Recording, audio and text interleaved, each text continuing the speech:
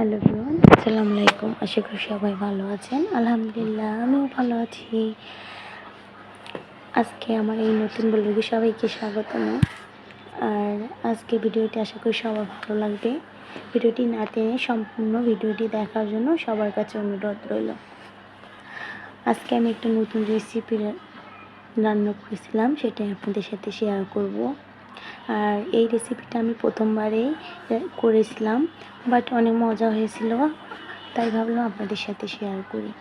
আর আমি তার জন্য প্রথমেই আমি মুগ ডাল সিদ্ধ করে নিয়েছি। আর এখানে আমি 2 পিস রুই মাছের নিয়েছি। আর আমি আগে থেকেই মুগ ডালগুলো এখানে সেদ্ধ করে নিয়ে রেখেছিলাম। তারপর লবণ, হলুদ, গোলমরিচের গুঁড়া দিয়ে আমি মাছ 2 পিস একটু মেখে নিয়ে হালকা করে ভেজে নেব তেলে। তারপর এভাবে আমি মাছটা ভেজে দিয়ে তারপর এখানে আমি একটা মশলা তৈরি করে নেব। আর মশলাটা তৈরি করার জন্য আমি প্রথমে এখানে দিয়ে দিয়েছি পেঁয়াজ, রসুন, আদা বাটা, আর জিরা গুঁড়ো, ধনিয়া গুঁড়ো, গরম মশলা গুঁড়া, লবণ, হলুদ সব কিছু দিয়ে আমি এখন মশলাটাকে একটু পানি দিয়ে গুলিয়ে নেব। কিছুক্ষণের জন্য ভালো করে গুলিয়ে নিয়ে রাখবো। আর এর পাশাপাশি আমি মাছটাকে ভালো করে উলটপালট করে ভেজে নেব। তারপর দেখেন আমার এই যে মাছটা একদম আমার সুন্দর মতো ভাজা হয়ে গেছে। এখন আমি মাছটাকে তুলে নেব। আর এই দেখেন মাছটা আমার ভাজা হয়ে গেছে, মাছটা তুলে নিয়েছি। আর এখানে কড়াইয়ের মধ্যে আমরা মাছ ভাজার পর কিছু তেল ছিল, আর একটু পরিমাণ তেল দিয়ে আমি এখন এখানে দিয়ে দেবো আগে থেকে যে আমার বানিয়ে রাখা মশলাগুলো। এখন এই মশলাগুলো দিয়ে আমি একটু কিছুক্ষণ কষাবো। মশলাটা কষিয়ে একদম ভালো মতন লাল রং ধারণ করলে আমি তারপর এখানে দিয়ে দেবো মাছ। আর এভাবেই আমি কিছুক্ষণ এখন মশলাটাকে নেড়ে চেড়ে নেব। আর মশলাটা আমার ডিপ ফ্রিজে ছিল, যার কারণে বরফ কাটছিল না, আমি কেটে দিয়েছিলাম। যার কারণে আমি একটু নেড়ে চেড়ে ভালো করে মশলাটাকে ভেঙে দিচ্ছিলাম। এভাবে মশলাটা ভালো করে একদম কষিয়ে দেখেন কত সুন্দর একটা রং আসছে। তারপরে এখানে আমি দিয়ে দিলাম মাছ 2 পিস।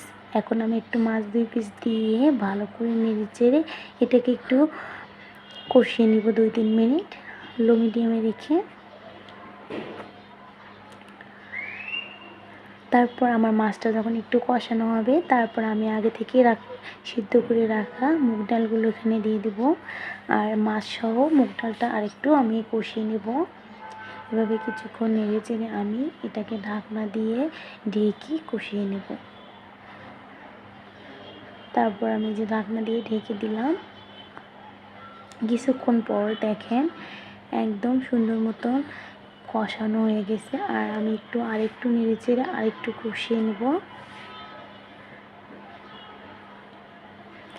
এভাবে সুন্দর করে যখন একদম কষানো হবে আর নিচের মধ্যে একটু লেগে আসতে হবে, তখন আমি এখানে দিয়ে দেব পরিমাণ মতো পানি।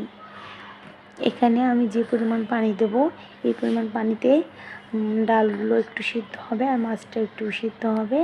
আর বাকি যেটুকু পানি থাকবে ওটা দিয়ে আমি ঝোল বানাবো।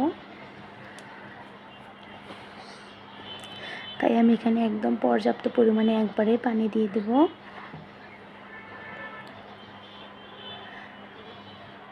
তারপর দেখেন আমি একদম পানি দিয়ে সুন্দর করে এটাকে চারদিক নেড়ে চেড়ে এখন আমি কিছুক্ষণের জন্য ঢাকনা দিয়ে দেব।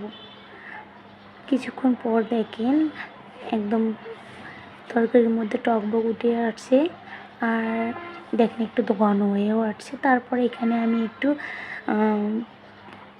মুরগির মশলা দিয়েছিলাম।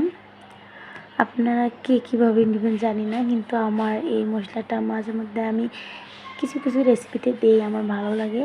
আর তাই ভাবলাম এই রেসিপিটাতে একটু দিই, এতে করে অনেক মজা হবে। তাই আমি এখানে অল্প পরিমাণে মুরগির মশলাটা একটু দিয়েছিলাম। আর দেখেন একদম ফাইনালি আমার তরকারিটা হয়ে গেছে, আর আমি এখন এটাকে নামিয়ে নেব। তারপর দেখেন এই আমার তরকারির ফাইনাল লুক। ভিডিওটি এই পর্যন্তই। ভালো লাগলে অবশ্যই পাশে থাকবেন। আল্লাহ হাফেজ।